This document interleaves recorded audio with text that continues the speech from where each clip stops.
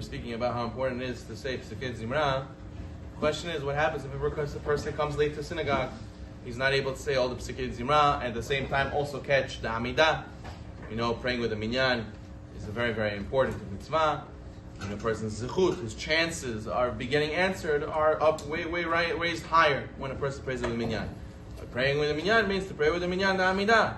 We're going to learn soon, at least to catch the Chazara, to say your silent Amidah with Chazara also counts, but you have to at least catch that. So how are you supposed to juggle all the Pesukei Zimra, plus on top of this, praying Amidah b'Minyan? Rav Amram Gaon writes, he quotes Rashi, that we quoted before in Masechet Shabbat, that says that of Pesukei Zimra, the most important part is at least Baruch She'amar, at least Ashrei Yeshevetecha, then you have chapter 148, and chapter 150, the third halukah and the fifth halukah, and then Yishtabach. Says the Rashi, that's the Pesukei Zimra according to Rashi. So Rav Amram Gaon says that he has a teaching that if a person comes late to synagogue and he's not able to say all of Pesukei Zimra, he should skip. He should say at least Baruch She'amar, he should say Ashrei Yeshevetecha, chapter 148, chapter 150, and then you say Yishtabach, and then catch up.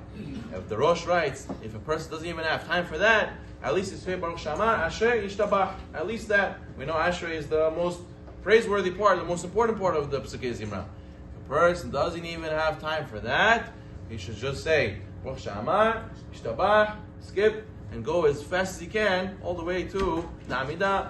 And a person who says all the korbanot and the alukas afterwards, according to Kabbalah, he's not doing the right thing. He's mixing up the pipes. Right? Imagine you put the elbow pipe and right in the beginning, not a straight pipe. So it's putting it out of order. But according to Pshat, the person can make it up technically afterwards. We explained last time, you can't say Baruch She'amar, Yishtabach afterwards. Those are brachot that you can only say before Amidah. Nonetheless, the person is allowed to skip certain parts of the tefillah in order to be able to catch up with the Amidah, with the tzibur, with the congregation. A person shouldn't use this leniency all the time. The Sefer Hasidim says that someone who is comfortable, he says, why should I come in the beginning? I'll come late, I'll pray, I'll come late, leave early. I don't want to sit for so long. I don't want to sit through whole tefillah. The Sefer Hasidim says in Shamayim, they're going to treat you the same way you treat the synagogue here. That's how they treat you in Shamayim. The person doesn't want to come on time and stay the whole time, so they're not going to let you be there the whole time also. In synagogue, in Yeshiva Shel Mala, the person mistreats it, so they're not going to let him in, Chas v'Shalom.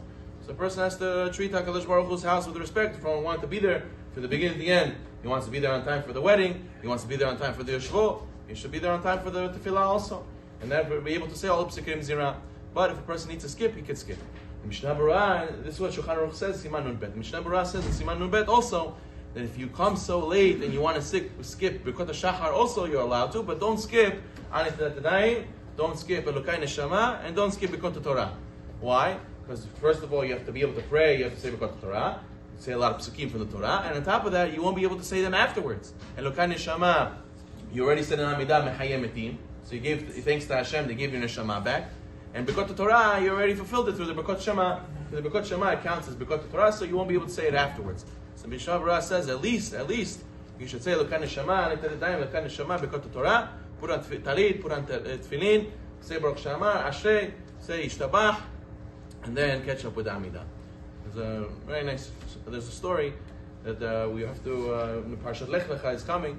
So Avraham Avinu was honest with himself, and he decided to go and follow Hashem wherever He would take him, and have a lot of emunah.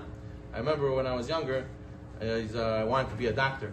So I went to my Rebbe and I told him I want to be a doctor. I'm coming to yeshiva for 1 year after high school, and then I'm going to go to be a doctor. I'm going to go pre-med. I told him, why you want to be a doctor? He said, because I want to help people. He said, help people? He said, you want dengue, you want to make money. That's why you want to be a doctor. Be honest. I said, no, what do you mean I want to help people? He said, if you really want to help people, you'll become chacham, you'll be a rabbi.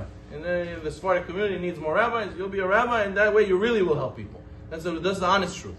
So he was thinking about it, and I was thinking about it.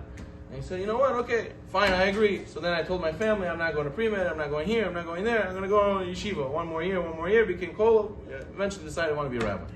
But what? Every person has many opportunities that come like this in his life, where Hashem says, are you going to be honest? Your destiny is calling for you? Do you really want to do what's right, or you want to do what's good for you? What's comfortable for you? What your desires want you to do? The person has to be learned from Avraham Avinu to Lech Lecha. I go, as the Zohar says, Lech Lecha means Now go for yourself. Lech lecha, go to yourself. Hashem puts us in situations to realize who we are. Baruch Adonai.